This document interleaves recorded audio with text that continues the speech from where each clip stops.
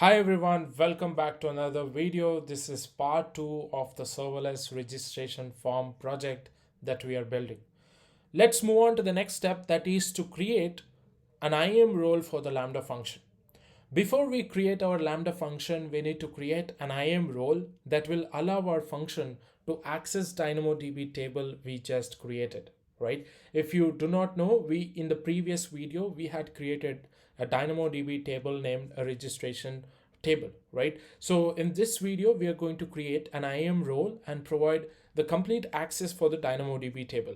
So let's get into our AWS management console and see how we can create an IAM role.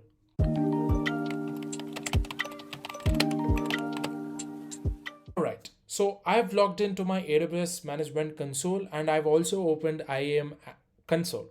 So this is how it looks, and to create an IAM role, I'll just click on roles here.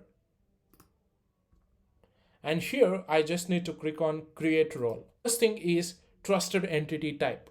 So we are going to use this role for an AWS service. So we need to select AWS service, and our use case is for the Lambda function. So I will select Lambda and I'll click on next. Here I need to provide the DynamoDB full access for the Lambda function to read, write, and do whatever it wants on the DynamoDB table. For that, let me type in DynamoDB and hit enter.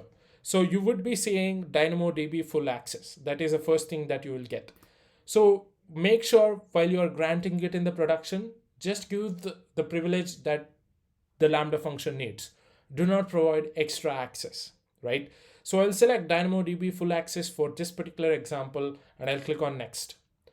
And I'll give the role name. So I've documented this entire process in this particular GitHub repository. So if you want, you can use the same thing, right? So I'll provide the same name here. So before that, I just forgot to add CloudWatch full access because I need to look for the logs, right? So if I make any mistakes, I need to get back and I'll need to check. So I'll go to my previous tab again. Here I'll remove this DynamoDB and I'll go for CloudWatch.